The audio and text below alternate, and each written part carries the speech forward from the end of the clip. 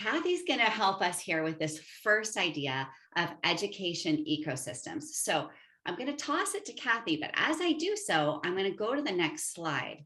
And you can see that while Kathy's talking, I would love it if everybody would put words into the Slido word cloud about education ecosystems. What are the first words and ideas that come to your mind? And let's see how that meshes up with what Kathy shares.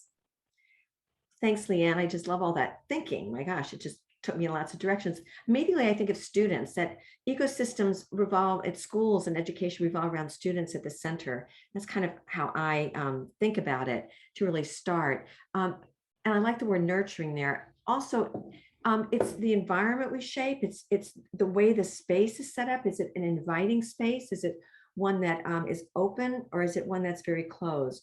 For service learning, I remember someone once defined it as the fourth wall that opens up to the world.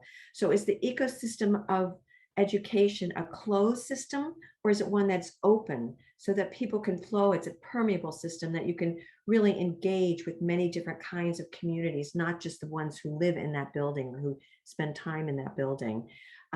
Education for me also is not just, it's not about just instruction to put in, it's about educe, to bring out. So education requires us to bring something out of students, not just fill them up. So those are some of my first thoughts. And as I look at this, I see that we've got connection. We have students, teachers, parents, and non-living things, the classrooms, the materials, the resources. I have to admit that I was once in my seventh grade class. I loved my history teacher. And I bumped into a desk and I said, "Excuse me," to the desk, because at that time I really had to connect with inanimate objects. And my teacher looked at me and said, "You just apologized to a desk." And I had to own it. So, I mean, I think there's lots of ways to see the environments that we're around, that are around us. Oh my goodness, Kathy, thank you. What a great story. And I love everything that you said about education ecosystems, and the words on the screen are so complimentary and so beautiful. That's beautiful. And thank you so much to everyone for contributing those words. We're going to do this one more time as a way to, again, prep our thoughts around ecosystems and also lead us into what comes after this introductory activity as well. So we're going to think about food. Now, I know that a bunch of people were eating their late lunches as they came in. And Rebecca, you probably just have had your breakfast. I actually just had an early dinner. So we're all over the place here with our food today. And we also have in the room Philip Lee, who is, I'm so excited to hear what he's going to be sharing with us in a moment about food and publishing. But Philip, I'm wondering if I can toss this to you for a moment to talk about food ecosystems and what immediately springs to your mind when you think about food ecosystems. And as Philip talks about that for a few minutes as well, we're going to do the same thing. What are the words that spring into our minds about food ecosystems, and what will that word cloud look like as Philip shares? So Philip, can I toss it to you?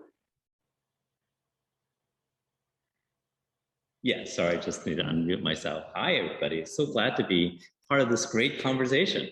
This is so interesting, and even makes me think of already like lots of new connections and new ideas. So just very quickly, like Joel mentioned, I'm Philip Lee. I'm the publisher and founder of this company called Readers to Eaters, and we publish books about food. But it's really easy. First of all, I just want to talk about, and a lot of when people think about us publishing books about food, it's really easy to think about just health and nutrition. You know, that's what often people's connection to food is. But in fact, you know, we tell stories about food. You know, we use food as a springboard and ultimately connect to culture. It's really what we think about. Food is our lens, but our focus is on people. We tell stories about people who grow it, cook it, and more importantly, make changes in our lives through food. You know, in big and small ways. And that to us is kind of the ecosystem. You know, it's like how we're all connected. And it's funny that Kathy, your example of like inanimate objects, and we talk about examples of connecting, you know, again, not just human to humans, but certainly humans to animals, humans to plants, but humans to microbes, all the unseeable things that's in our world. Our next book is about fermentation. And that's something that we think a lot about. And so a little bit like a quick example about what we mean by culture is that, you know, because in interest of time, I often ask people like to share what their favorite meal is, and I want to hear that. But I'm just gonna jump forward and say, in my experience, here we're in November, how often people say their favorite meal is Thanksgiving. Yet it's always interesting when I ask people what's their favorite food, amazingly few people say turkey, and it's really because the favorite meal is different from favorite food because the meal is culture. It's like, it's the gatherings, the people, it's not, I mean, yes, sure, they love the turkey, they like they love all the food that goes along with it, but ultimately it's the gathering, and that's really the culture, and that's the connection that we try to tell in our stories. And so, I just want to make that clear, is that one way as we approach to tell stories about food is to tell a larger connection, not just in our body, but how food connects to our environment, our community, our environment, and to our global world. Let it be. So we use food as a way to talk about everything from climate change, to social justice, to immigration, to history. And again, because it's all connected, and it's amazingly through food. And so that's really our focus. And I just want to tell a little bit about, quick. So just wait one second. I think we're going to just leave this space soon. Leanne, are you ready to close out this experience? I am. And that was so fantastic, Philip. Thank you. And again, the words that are on the screen, so fantastic in conjunction with what you were sharing about food ecosystems. And so thank you so much. I'm going to stop sharing that. I hope that's been a way for us to kind of just get our hearts and minds primed for more ecosystem conversation. And over to Kathy. And I'm going to toss it right back to Philip in one moment. I just want to just share that I was very fortunate to come across Philip and the Readers to Eaters quite a few years ago. I was looking for some books, and many of you know I'm just a fanatic about books that connect students to social action and social justice. And I love food. I love how it nurtures us. And I just made 3 soups. So I'm cooking all the time. It's just what I do. It's part of who I am and just how I live my life. And when I saw the depth of these books, that they were for children, not just young ones of all ages, but they were really for me to really explore what food really means and how we can give young people a much more holistic viewpoint of food from all these different perspectives. And the people who are the heroes of food, not celebrities. Philip and I were talking the other day. It's not the celebrity people. It's real people, some in our very own neighborhoods. So I just want to thank Philip again for coming. And we've got more time for you, Philip, to share some of the books and what you do, because I have a feeling people will literally eat these up. So there you go.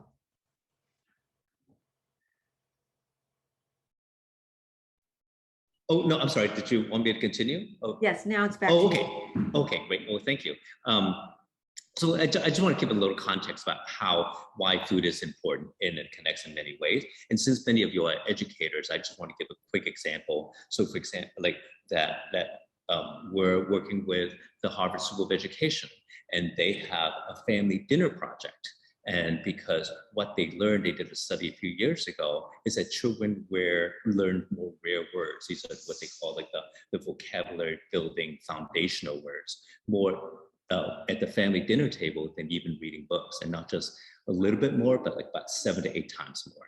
And so in fact, at least until COVID, where we're all like stuck at home again, but actually the trend had been like the American family dinner was going away because we were all so busy and we don't sit down to eat together anymore. And so the conclusion of their study is that actually the demise of American family dinner is the demise of literacy, in many ways. So they started this family reading dinner project to use food, again, the gathering, as a moment for literacy building. And so it's really that foundational.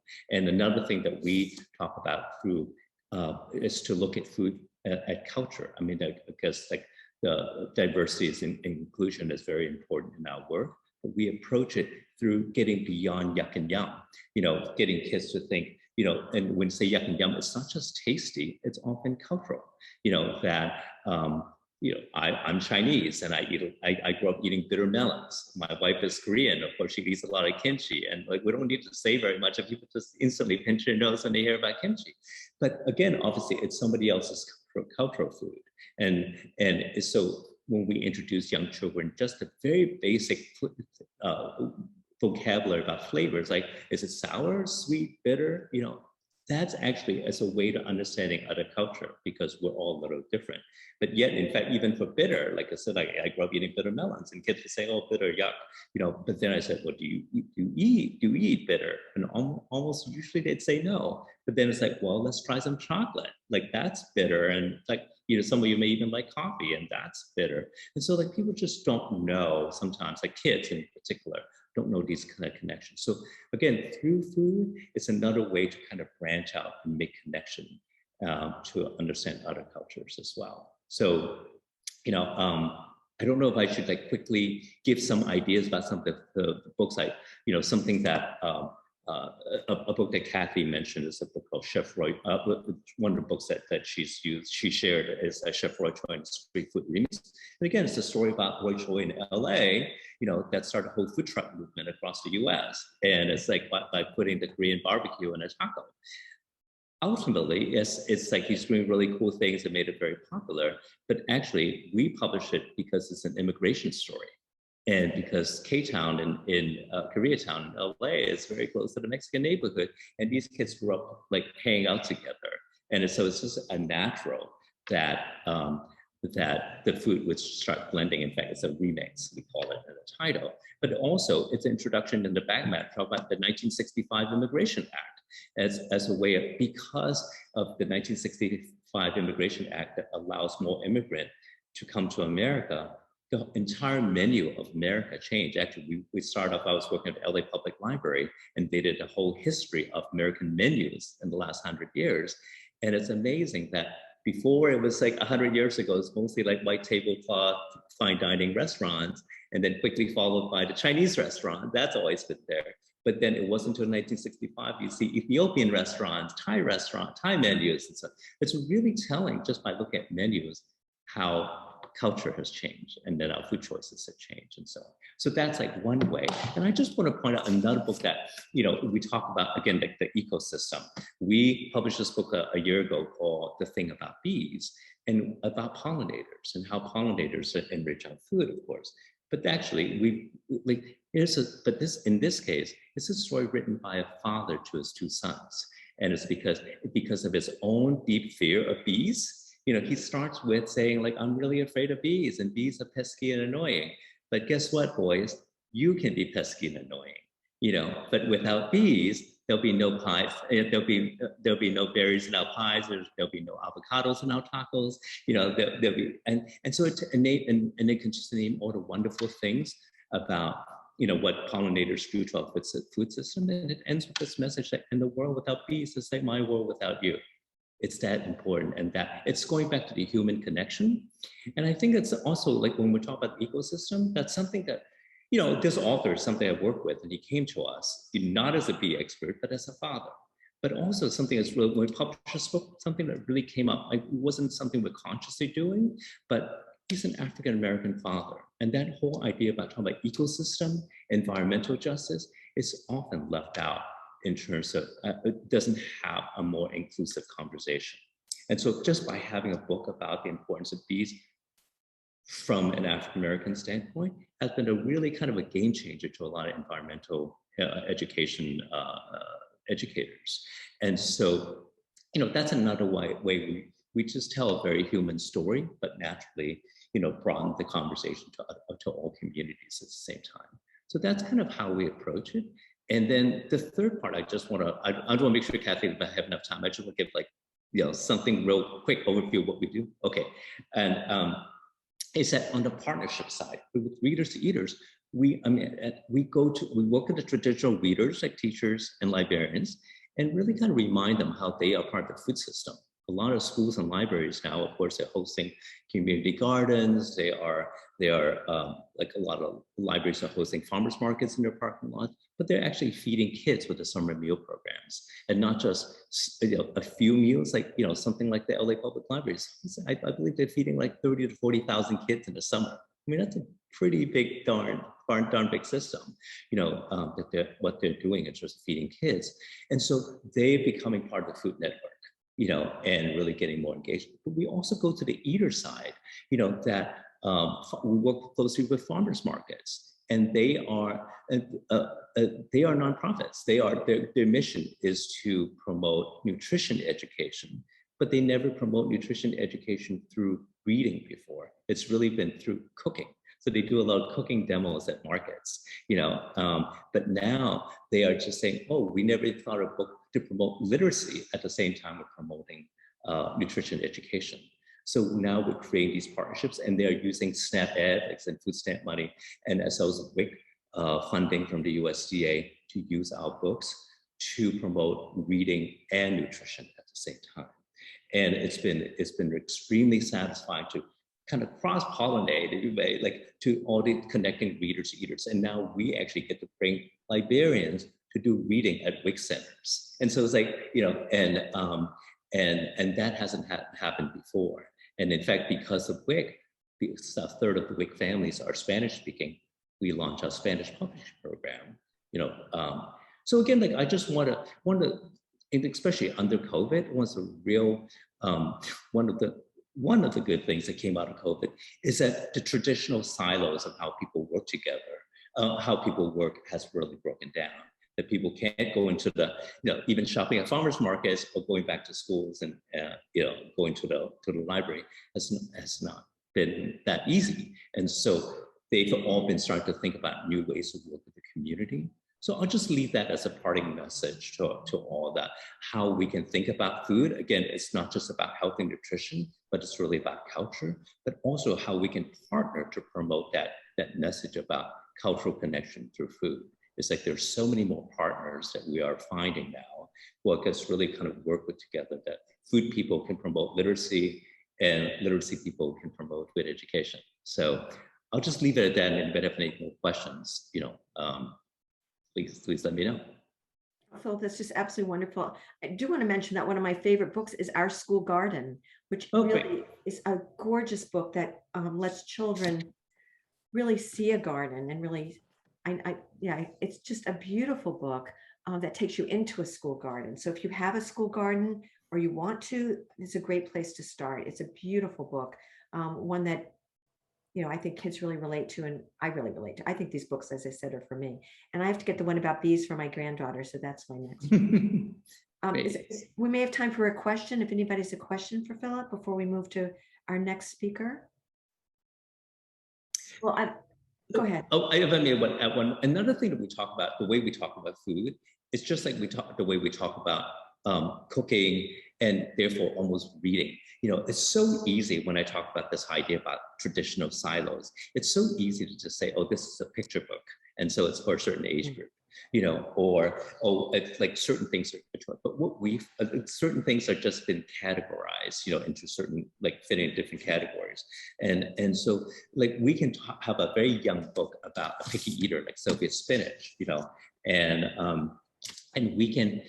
It's really about tasting a new food, but again, if we read the same book to very young kids, and we talk about how good food means to your body, but then we take the same message to older kids and talk about how what good food means to the community. And then, in fact, we even take it sometimes like all the way to high school and talk about what good food means in terms of, again, social justice, food access. And even though it's a picture book, they understand. I mean, it's like these are the first books that talk about, food waste. And same thing with cooking. We talk about cooking doesn't have to be like this kind of all-in scratch cooking, organic everything. But all you do, like with Roy Choi, in fact, he does a ramen cooking video. And so easy to say, oh, don't you just add hot water? But he says, yes, you can if you're a 6-year-old. But if you put in your own broth and put some leftover from last night and add a fresh egg and add some green onions, it becomes something very different and pretty good. And so it's the same thing, like we talk about, again, so reading level, they can scale up as well as cooking level. And again, breaking down the silos, like so often when we go to a school and we say, hey, we're talking about food, they say, oh, talk to our cafeteria managers, or sometimes talk to our school gardens. But often we just said, oh, it's about test scores, it's about student learning. Do we get the principal's attention and says, well, then tell us more? And so again, it's just so important because it's just that we try to get people to think about it in that connection, this whole larger ecosystem of learning. So wonderful. Thank you again. Philip, thank you. And on the Google Doc, there's a beautiful, beautiful spread that gives a list of all his books and lots of ideas of how to work with them. Thank you so much. I'm going to toss this back to Marissa to introduce Brian. I think Brian's up next. Yes. Welcome everybody to our biodiverse habitat right now. One of the ideas that we really thought about ahead of this is that there are so many ways to connect to that concept of ecosystem. And thank you, Philip, for giving us the perspective that thinking about something like food, something that we do every day, and how we can use that as an avenue to kind of connect to our ecosystem and why we should care about it. And we wanted to offer a variety of different perspectives on kind of where some entry points can be when we're talking about ecosystems and how we're going to approach that in our classrooms. And we asked you ahead of time to consider watching The Biggest Little Farm, which is a fantastic story of a couple that has decided to move out of an urban environment and start up a biodynamic organic working farm, and in the end created an entire ecosystem unto itself here in the San Fernando Valley area. And so we did not have access to them, but we did have access to someone doing the same type of work in Hawaii. So I want to introduce Brian Miller. He's there being active on his farm right now. He decided to do a working farm tour for us virtually. And we get to hear from him about the concepts of farm spaces and how that can connect to our studies of ecosystems together. So Brian, take it away. Awesome. Thank you so much. And feel free to just give me a heads up when it's time to wrap things up. But yeah, thanks so much for inviting me to join you guys. I am on the island of Kauai. My wife and I moved here with our at the time she was about 2 years old. Now she's a 4.5-year-old. So we moved here about 2.5 years ago before COVID. Lauren and I both lived in Los Angeles, and previously I was an educator and was doing some different stuff right before we left. And Lauren was in education, and a lot of crazy things happened in life, but mostly some decisions about the kind of environment we wanted to raise our children in. And so we up and sold everything and left both of our careers and ended up here on Kauai running this farm here. And so our farm is really unique in that we grow about 100 varieties of different fruits and herbs and vegetables. And what I wanted to talk to you guys about today was an island like Kauai as sort of a microcosm for some of the sustainability issues that would be faced on the mainland. And everything here is amplified because we're a tiny dot in the middle of the Pacific Ocean. So we really need to think about where anything we use comes from, especially from a sustainability perspective, because it takes a lot of energy to get anything here. The only way to get it here is either to produce it ourselves or to fly it in or put it on a ship. And so because of that, the impacts of any inputs into our garden are exaggerated. And so what I wanted to show you are some of the things we're doing on our farm to keep it a closed loop system or sort of a contained ecosystem, and reduce the inputs and environmental impact on bringing things here. And so I'm going to flip the camera around and show you where I am right now. Here we go, and show you some of the things we're doing. So I'm in one of our gardens here, and you can see it's incredibly diverse. So right now you're looking at some pineapple plants, but here's a little pineapple, but over here there's eggplants and cassava and tomatillos and hot peppers. And just everything on the farm has a use. So we really try to not buy products whenever we can avoid it. So you'll see this little tomatillo trello has 2 living fence posts. This is a moringa tree, and this is a cassava tree that are holding up a net that the tomatillos are growing in. And that net is a fishing net that washed up on the beach. The 2 posts holding it up are both varieties that grow here where you can take a stick and stick them in the ground and they just grow. So moringa is a superfood. It's edible and has all kinds of medicinal benefits, but here it's forming a fence post for us. And same with cassava. Cassava grows. Some of you might know it in Spanish is where I've seen it most in Latin American countries as yuca. It's like a potato substitute. So here we're going to get a crop out of it. It's holding up this fence for our tomatillos, and we don't need to worry about it falling down because it created its own roots to hold itself in place. So that was just one example of sort of, instead of going to Home Depot and buying fence post stakes and a trellis, or a net, we're using things that we found here. I'm going to show you one other example of this over here.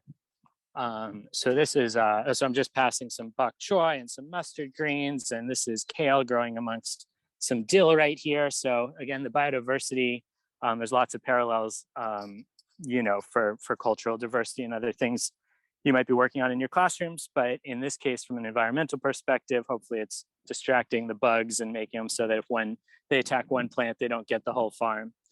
I was going to show you over here, this is okra growing. It's a really beautiful variety of okra that we're growing here, but under it, we're using a living mulch. And so this is a food source. It's called Brazilian spinach here.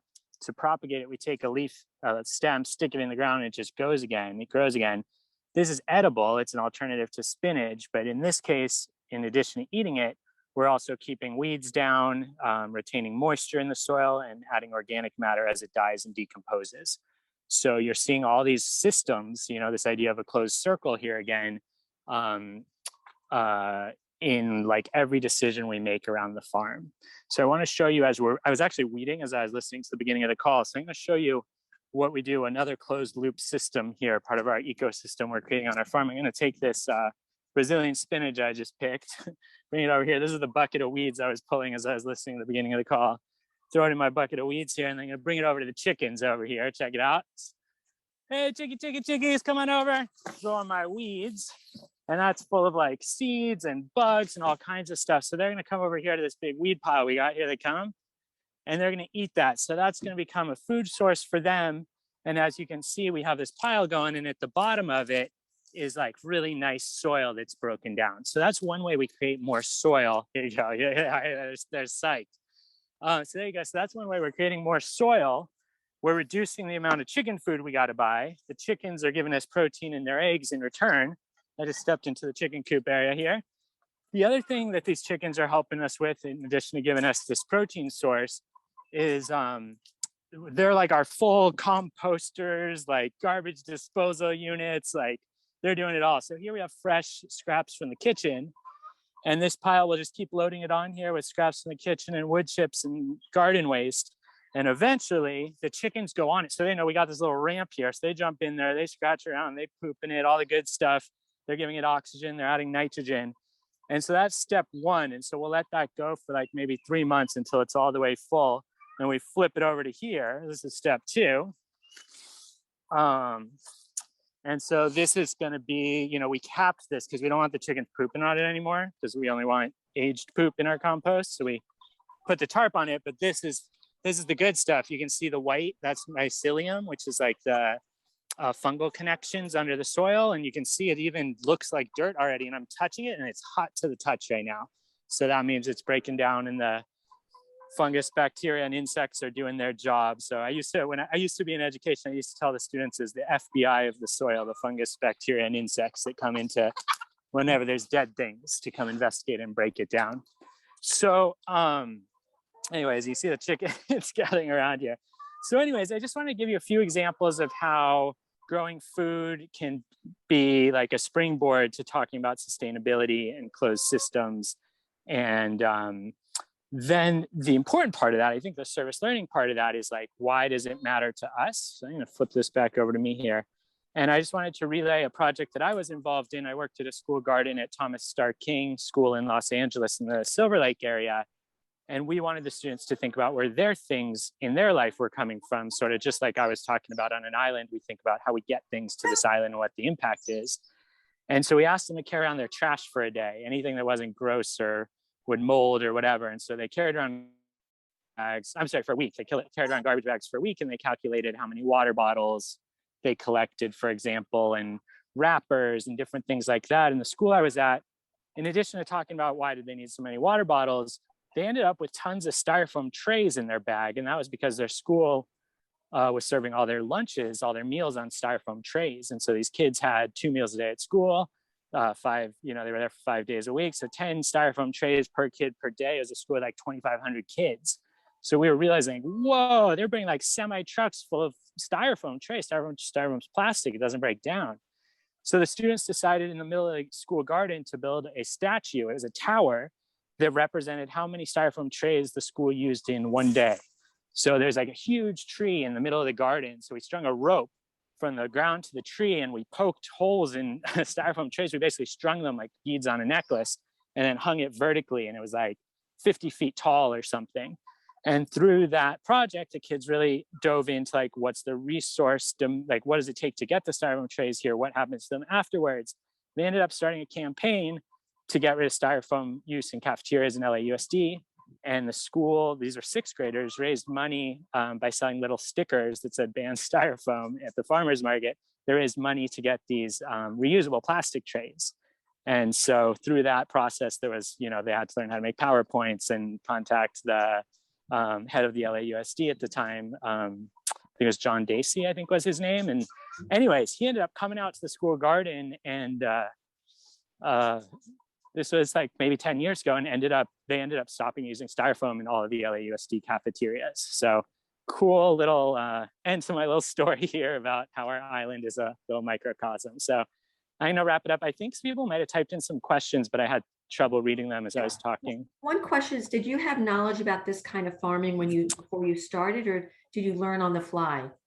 Yeah, that's a great question. I have been involved in agriculture. When I was a high school student in North Hollywood, I did a senior project. I was a city kid. I was raised in the San Fernando Valley, but I did a senior project where I went and worked on a farm like in the Bay Area. And so that was my first exposure to agriculture. And ever since then, I always had a garden anywhere I was, in my parents' backyard initially, and then wherever I went. And then I ended up working in school gardens for a while. But none of that is the same as running a 4-acre tropical fruit farm. So I've been watching a lot of YouTube videos.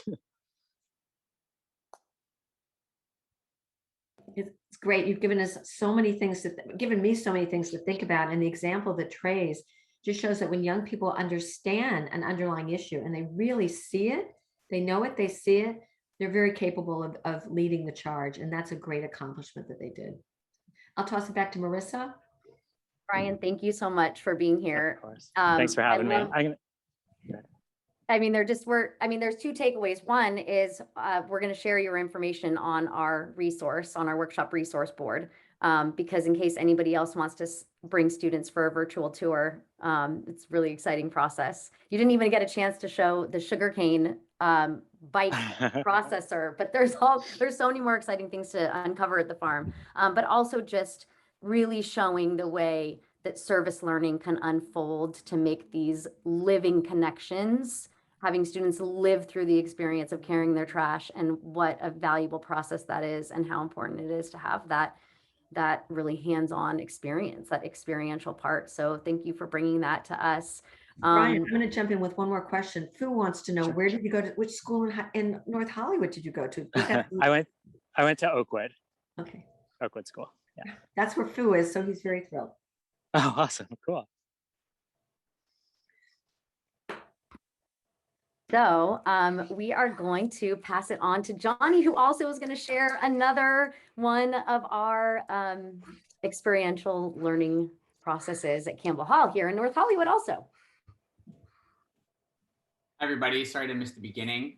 Thanks to Brian and Philip for such wonderful presentations as well. And thanks for allowing me to speak to you guys today.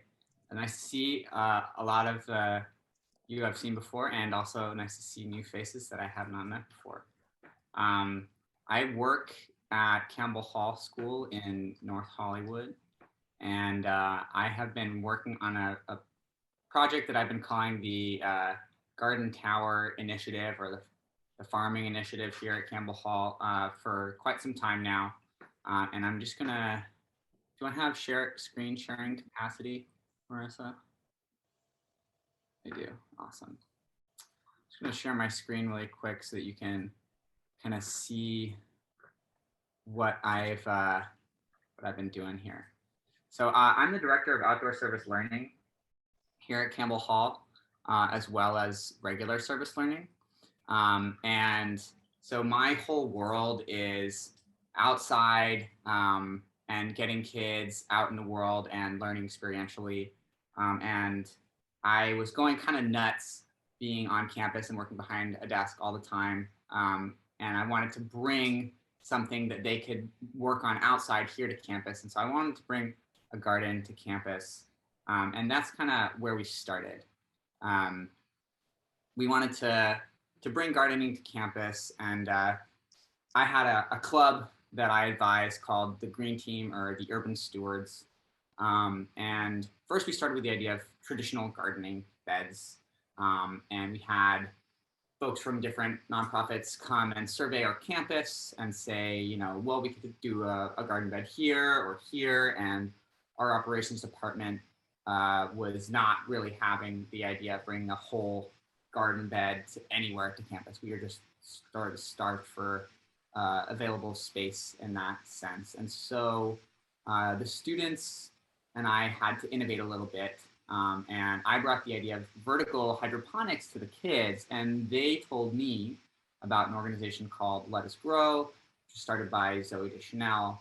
And they'd seen it at local restaurants, and they said, well, maybe we can bring them to Campbell Hall.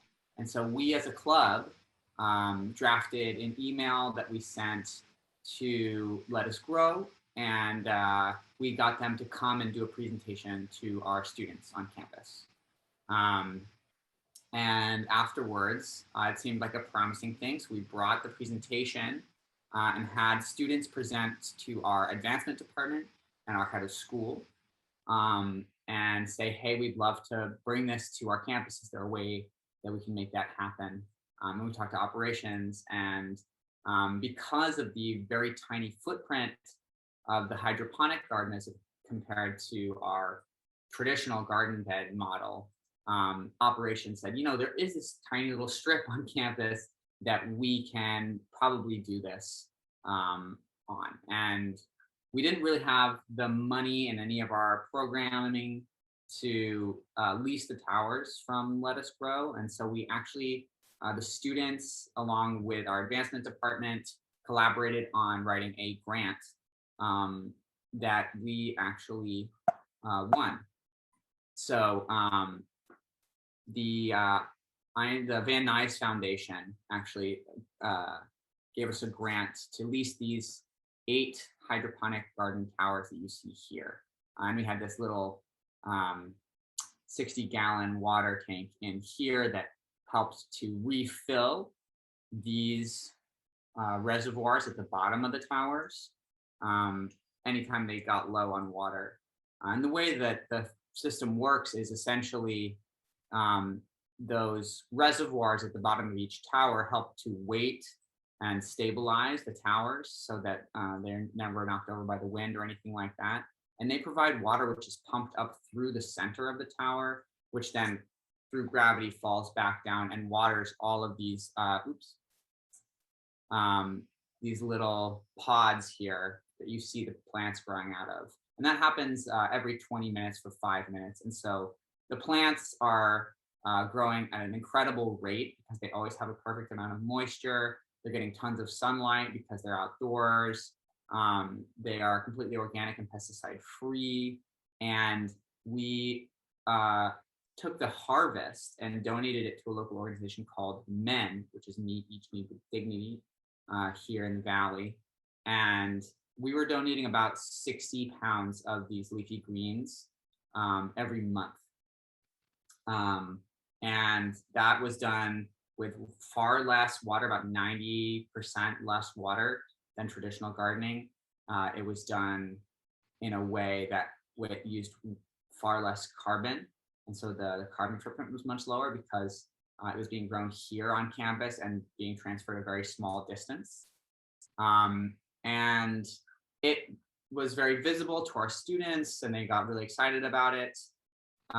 But, you know, even though we were getting all this harvest and donating it, and it was great community service work, it was these guys here that you see from Let Us Grow that were doing a lot of the maintenance, that were helping me with the harvest, and we were having to pay them not only for their work, but also for leasing the towers themselves. And that was, you know, a great model to start with, but it was unsustainable. You know, our classes weren't involved. We couldn't keep paying Let Us Grow.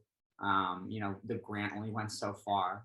and the kids were barely earning service hours from this. So I needed it to go further. And then after some time trying to get classes involved, the pandemic happened, but it actually was kind of a blessing in disguise, because what happened was we were left the towers on campus, let us grow, pivoted, and started to make towers mostly for the home. And if you go to their website today, you'll see that the towers have been updated, and they're much more sleek. They have little lights on them, and you can buy or lease them as an individual rather than an organization. But they didn't come to collect these old towers, and we were essentially told that we could keep them. And so we saw an opportunity here, and myself and our engineering teacher decided to give our engineering students a project of reverse engineering what was happening in the garden towers, in these hydroponic towers, to see if they could design something better. And then our environmental science teacher decided, hey, if we have the towers to keep while our engineering students are working on a new design, we can continue using the towers and learn how hydroponic gardening works, learn how to care for the plants, and give them proper nutrient levels, and learn the process of growing a plant from a seed. And so now we've done some experimentation about germinating the plants in the towers themselves, picking which plants that we want to grow. And there's been some, trial and error, and a ton of learning is happening with the students. And it's not just me now working on the towers. It's our student body at large, and more kids are getting involved each day and getting service hours through their environmental science and engineering classes. And coming up, we actually hope to, I've just pitched to our film class the idea of doing a documentary of the story of one seed as it is germinated, grows on these hydroponic towers, and then eventually gets harvested and taken to mend and given to a family in need and made part of a meal. And so I have a group of students that are collaborating on making a documentary that follows the story of this seed and really connects what we're doing to the human component.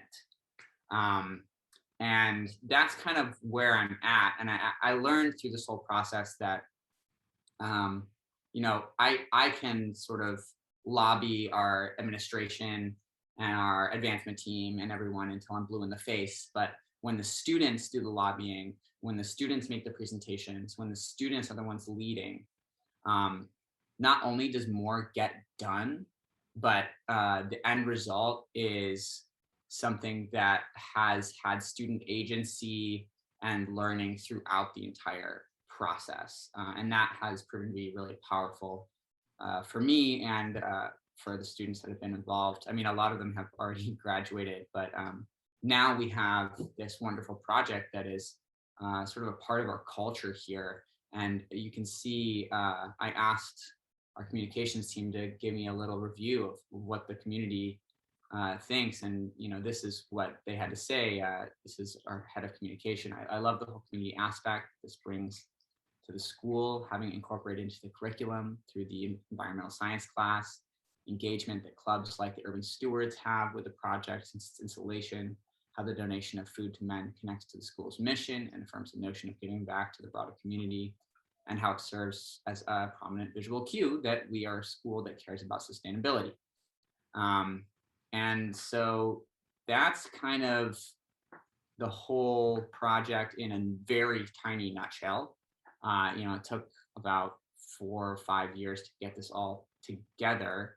And I think probably the most valuable piece of this is going to be, what things you are wondering about, because every school is going to go through a different process if they try to do something like this. And of course, technology has already come a long way since I started doing this. But I don't know if we have time for questions or we have to go straight to reflection. So given our group here, we were thinking that we would keep it to just this space for reflecting on what happened today so far. which does leave us some time for questions. I had one actually. I was curious, how was the partnership and the relationship with Mend? Like, did you learn anything to share with the group that is helpful to know in terms of like working with another organization with the results of your hydroponic gardening? I mean, they were just kind of thrilled the whole way through. They gave us some information in terms of, you know, we really tried to follow Kathy's model of investigate first. And so the students surveyed the folks at Mend to see, hey, what are the kinds of vegetables that your families really need? So we're not just going to grow a bunch of random food. We want to make sure that we're filling a need. And so they gave us a list. They gave us a rotating list of sort of seasonal stuff that they needed every couple months or so. And that's what we grew. And we were able to order those seeds from Let Us Grow in that way. And now what we're doing, because Let Us Grow is out of the picture and we're just working directly with Mend in our science departments, is, you know, they're giving us a list of the kinds of vegetables that they need, and I'm just giving that to our environmental science class, and they're ordering the seeds directly. And, you know, they also have told us that it's the best produce that they receive. And they actually keep it aside from the rest of the produce that they donate, because not only is it higher quality, but it also comes with the root ball attached, rather than, you know, your traditional grocery store excess that they usually get. And so it means that it gives the families that are getting these vegetables some agency in growing their own, just by using the root ball if they choose to do so. And so that's kind of choice for them. Do the students get to go to Mend? Has there been any connection with them delivering or connecting there, or seeing the food bank, or how they're distributed, or any connection there? We have not been able to bring the students to Mend more than once, but Mend, you know, we have a really long-standing relationship with Mend here at Campbell Hall, and we've been doing food drives with them for a long time. And, you know, while the harvest happens with the students, the actual delivery of produce is mostly just me taking it over in my car and saying, hey, Adam, you know, here's some more vegetables for you. But you know, I think that it would be nice to have the students go and see Mend. And that's part of why I wanted to get this documentary going, so that we could show the really personal aspect and the whole scope of the thing to our students, so that they're not just doing it sort of piecemeal, like I'm just working on this part or I'm just working on this part. And getting them all, like every student who's working on the project, over to Mend would be a really heavy lift, but getting them to watch a 10-minute mini documentary in chapel is easy peasy. So that's the route I'm going there. So we're getting a few more comments. Angela, you just mentioned about the circular understanding. There's also a question about, are all the students in science class involved, or any, you know, is there some science connection in the classes at this point, or is it all out the classroom? No, this is curricular now in the environmental science class, okay. And they're doing actually almost all of the work. So not only is it a primary part of their advanced environmental science curriculum, but they're going up to the towers all the time and checking on the plants and replanting and all this stuff. And I tried to get Carl, our environmental science teacher, to come in and join us today because he's very busy, obviously. So, do you mind if I just jump in? We've had so many really amazing speakers here today, with Brian, you know, Philip, and now Johnny, giving us this amazing landscape, all these different perspectives and ideas. So I'd love everybody to just take a moment and think, what is the spark? What sparks you from what we've heard? What is the spark that you discovered today or that you found. We're just going to take a moment just for you to capture that spark. You might want to jot it down or something. And I'd love for everyone to have a chance who would like to share, so that, because we always like to hear from you and give you a chance to think about how you can take what happened today and use it in whatever role you have in and out of schools. So let's just take a moment to see what's your spark, and then we'll invite you to share.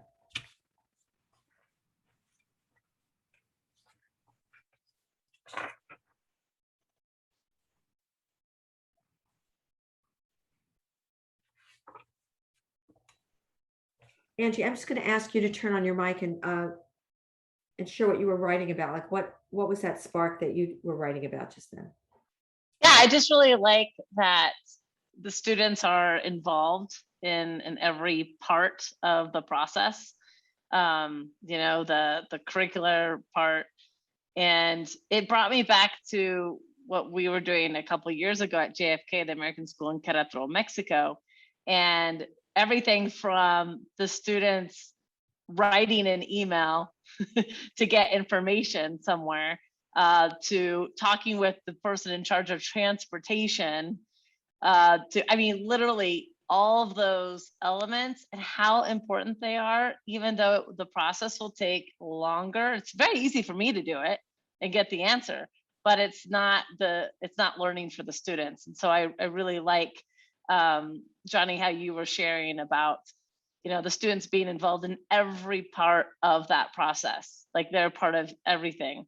And I think that's the learning, right? That's the learning that's involved from every phase of everything. And then that demonstration at the end, of, okay, so now are they talking with, you know, kindergarten kids? Are they talking with elementary kids about what they're learning? You know, like, I just think I love that.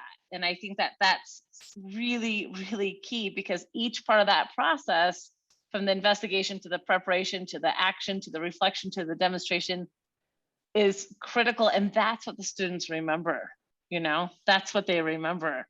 And seeing that all come together and that connection is really incredible. So thank you for sharing that. And they actually do have like every year they now have a new thing where they teach the kindergartners about gardening. So that's actually been brought in as well, because we are K through 12, so we like to, you know. Yeah, that's awesome. Thank you. Anyone else want to share what the spark has been for you? Rebecca, what are you thinking about over there in Singapore? Yeah, hi. Yeah, thanks so much to everyone who shared. I've got a spark from each of you, actually. So from Philip, thank you for reminding us that, you know, food can be a great way into getting kids to talk about culture and appreciating it. But I also love the idea of sharing stories of migration. And I was thinking, you know, sometimes concepts such as globalization are quite difficult for kids to understand, but if we approach that through one of these stories and then look at how, you know, different cultures build. I love the Roy Choi work and how different cultures kind of build onto each other and evolve and create something new that is equally as rich as the original tradition. I just love that idea, and I think, yeah, I mean, stories are the way forwards, right? But approaching that through the food lens, I think, is fabulous. And then from Brian, I just love the reminder, you know, now that we have all of this information at our fingertips, we don't need to be agriculture experts. We can watch YouTube clips and learn on the fly and learn as we go. And what a powerful model to see that kind of 4-acre fruit farm, over 100 varieties. That's crazy. And just learning as you go. I just thought that was brilliant, seeing all of those closed systems. And also, thanks, Johnny. I was, just reflecting on the power of, you know, we've got a community garden here. We've got very active botanical gardens club, and we're involving biology students and ESS, but it's super important to like raise the profile, like something visual. Yeah. And I think that was from the quote from your comms office, like it's very visual. And so those towers are beautiful. And so just thinking a little bit, and made me reflect on our current situation here. how can we elevate that so that everybody notices the garden and then starts to engage, even though not directly. So how can we be intentional about drawing people's attention to that space? So thank you, everybody. That's wonderful. Leanne, take us to Shanghai with your gardens that you're nurturing over there. Donna wanted to make sure you got that story in. Oh, fantastic.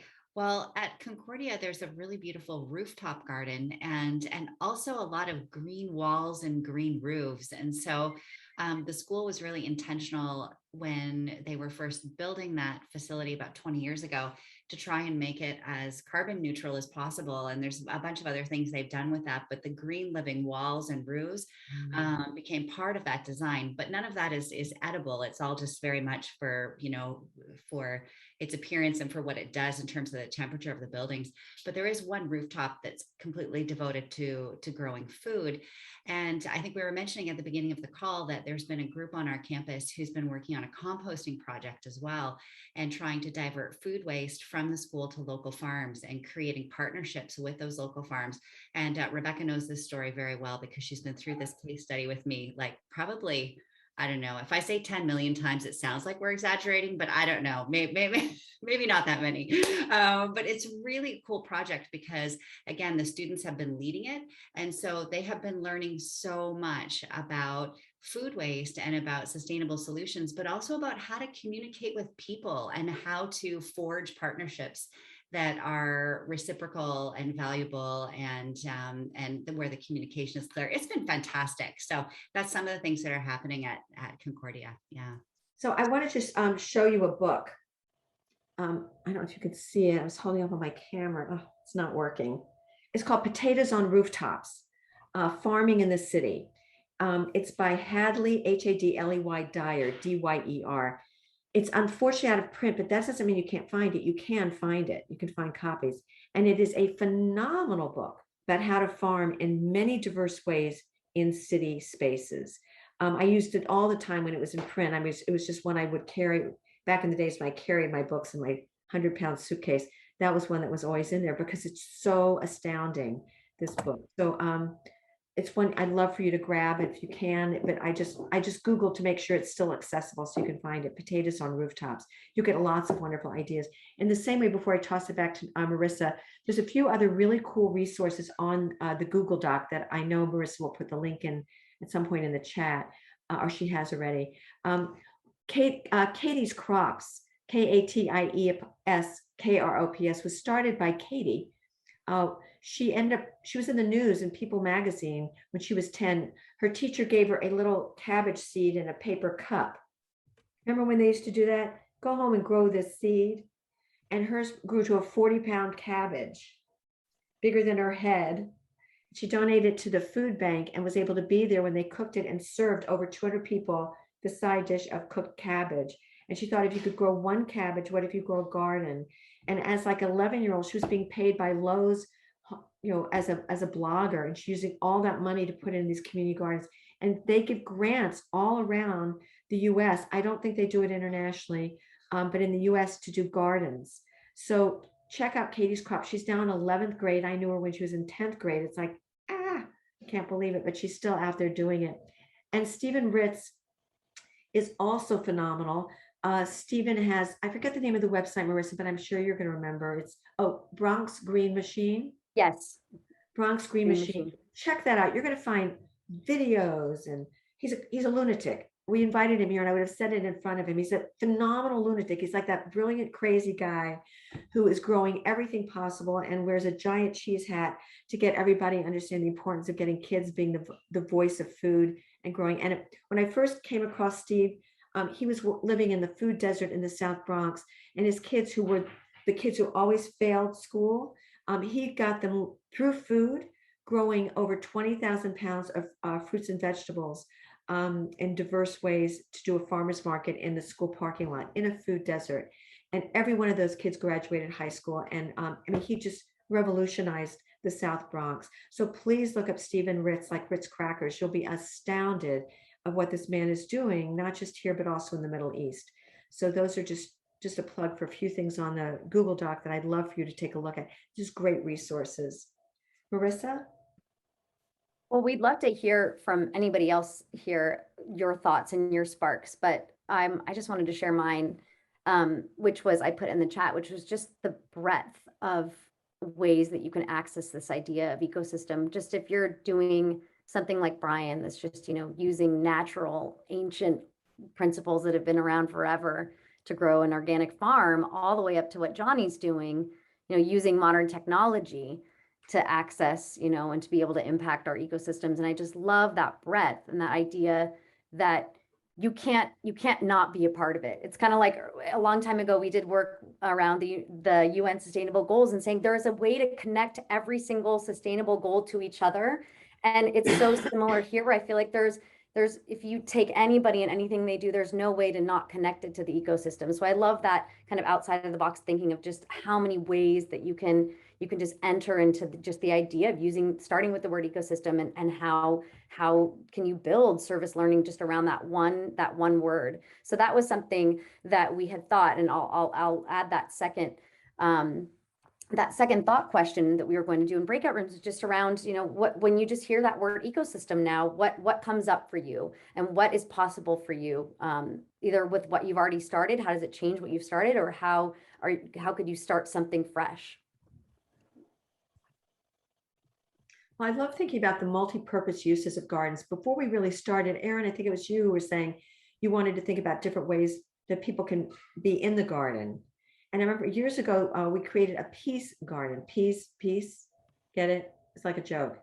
But there was a bench in this garden where kids could come and have peace, have a moment of peace, and find a place where they could just connect with person or by themselves. And we also did poetry gardens, that we grew poetry in the gardens. So there were words growing alongside the food. So I like that idea of ecosystems, that we pull, words and food and visuals and all these things together in a place for well-being, and make that part of the landscape of a garden, that it's not one thing or another. It's really a host of, it's got a host of possibilities.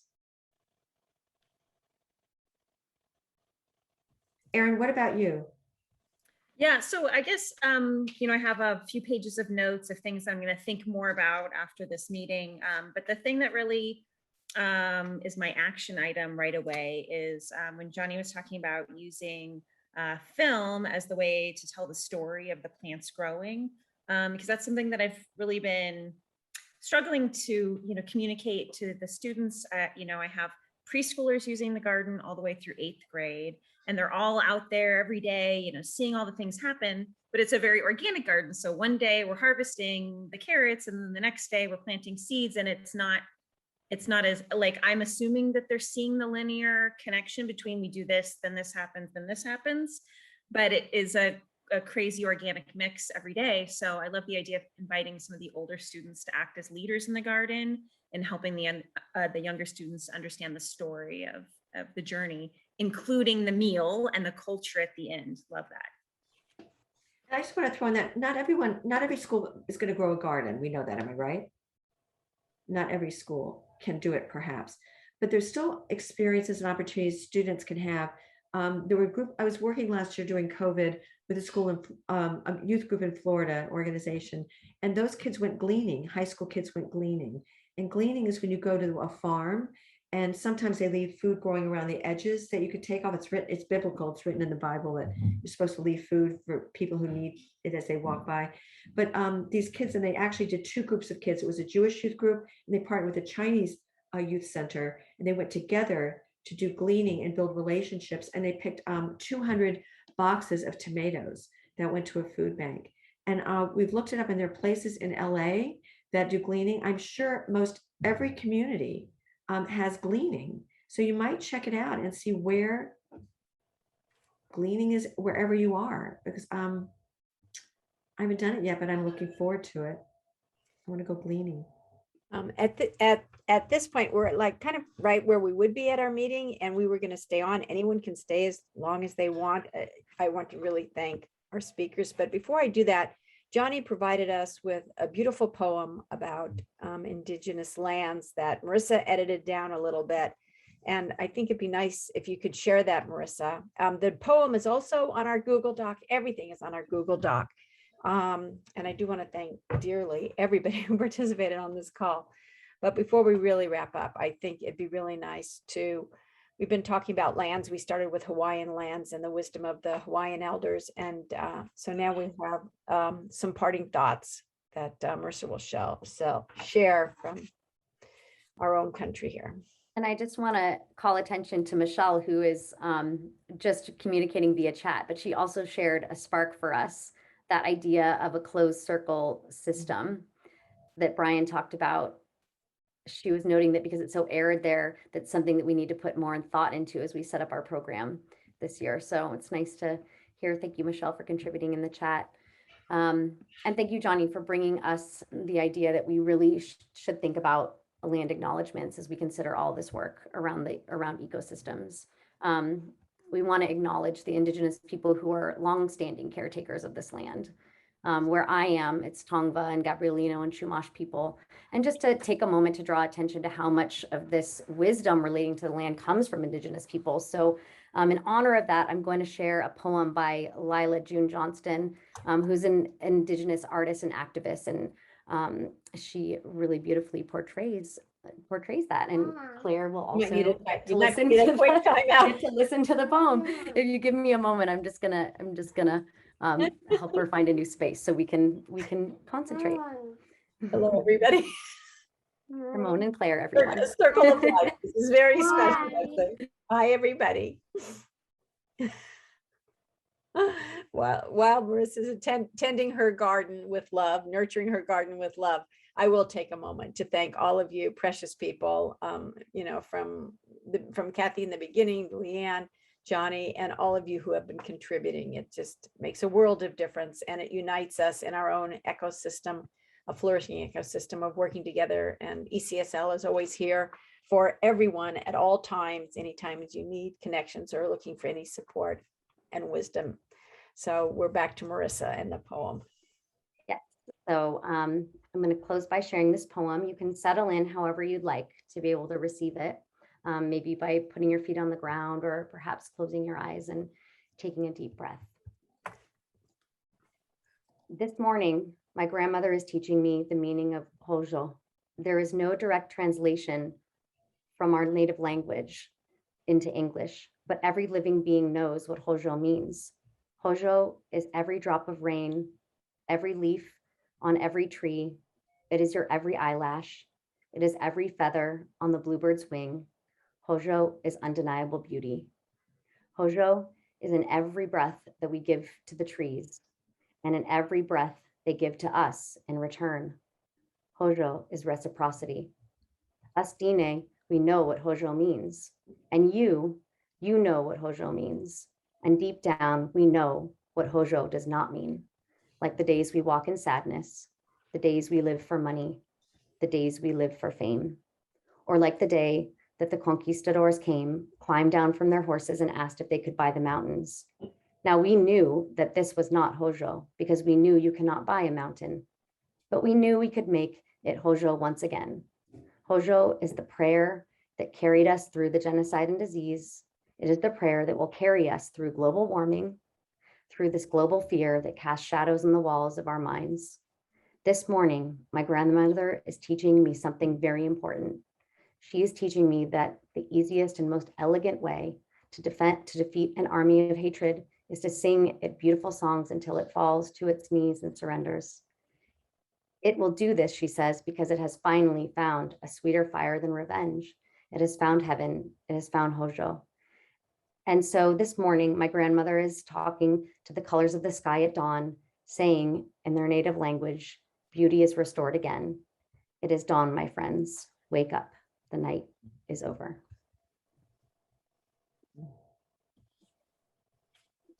So hopefully we've all been able to give you some space to wake up some new ideas around contributing to our ecosystems. Thank you all for being here. And thank you, Marissa, so much for the work that you put into translating ideas to visuals and to paper.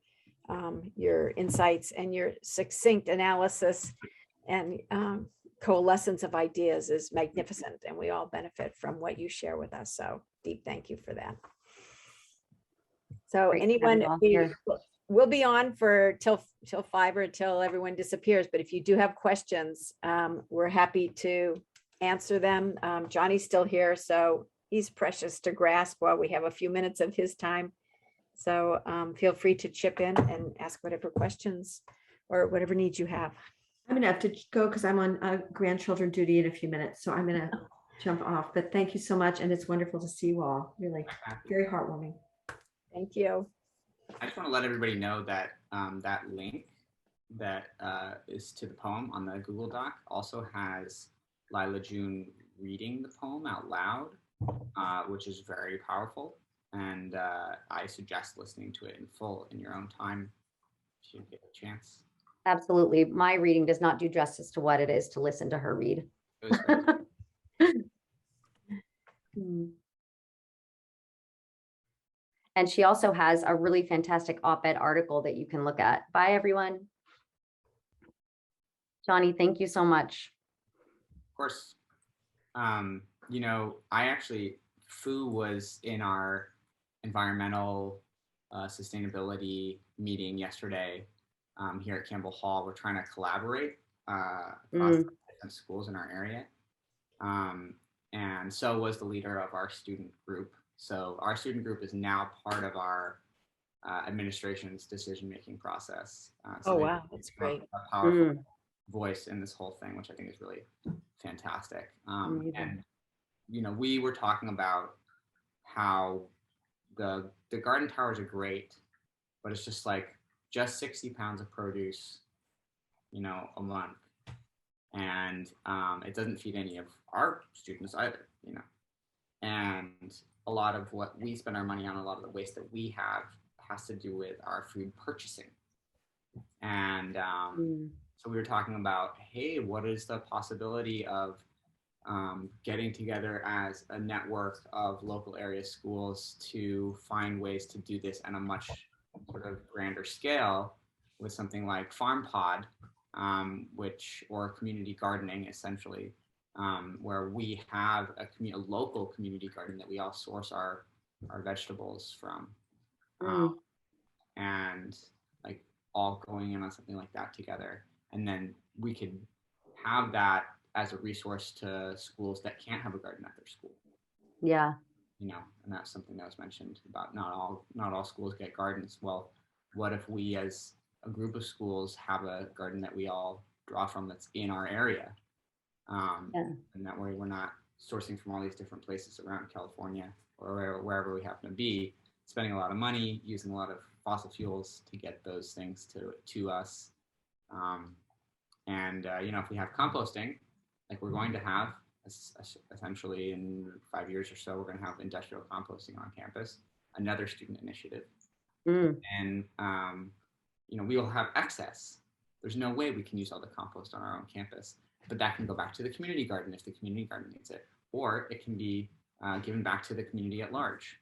If families want to have gardens in their home, they can get compost for free from us.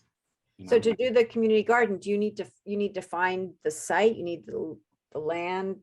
Is it like a grant from within the community itself to? There's one here in the Sepulveda Basin, right off of Havenhurst. Oh, on Havenhurst. Like an existing community garden. Yeah, but I thought everybody had their little plot there, you know, sort of they like. do, they could have plots. The idea isn't so much like a traditional community garden where everybody gets their own plot. It would be something that, again, like our hydroponic system here, takes up much less space. And I think I shared the Farm Pod link with you guys at some point.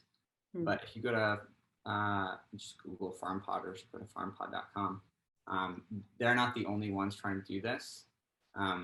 But indoor aquaponics systems are like permaculture meets modern technology, you know.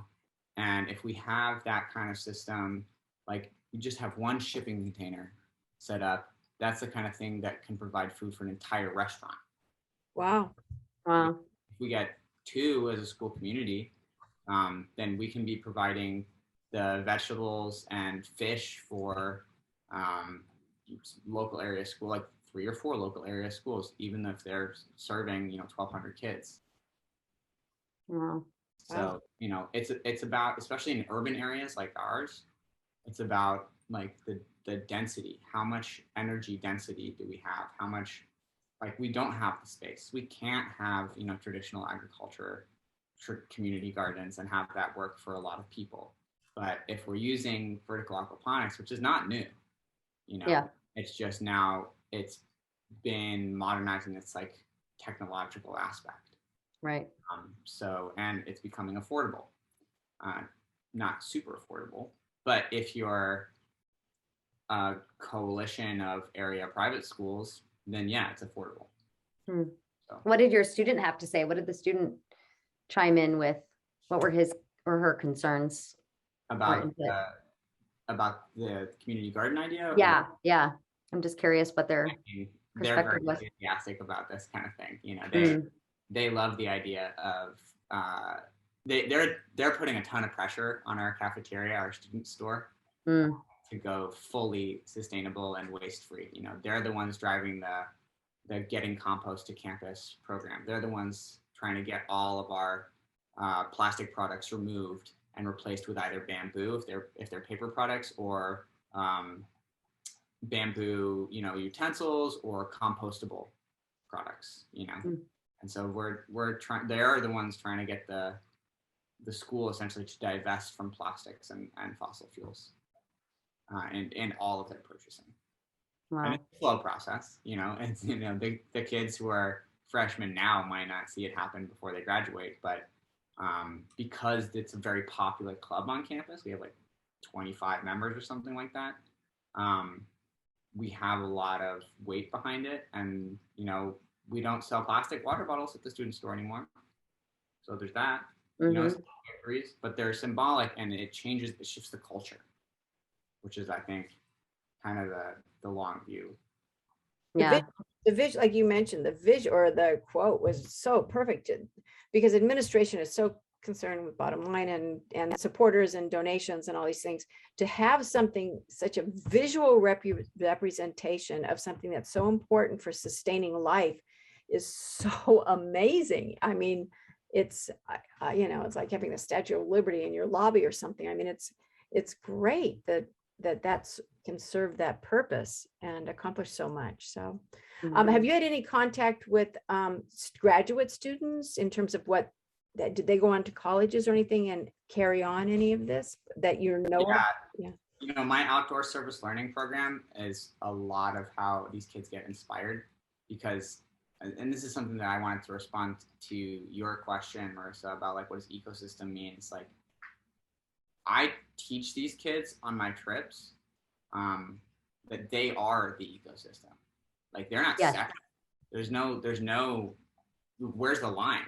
Like, I get them to investigate, like, so draw the line between you and your environment. You find the dividing line for me, and I'll tell you how that's an illusion. Yeah, I loved that concept of in the op-ed that you sent about humans being a keystone species, but like we're not the only keystone species. It like when you shift the lens a little bit of just like being a part of the ecosystem instead of existing outside of it, it really changes the onus of who's responsible. And that is straight up unfiltered indigenous wisdom.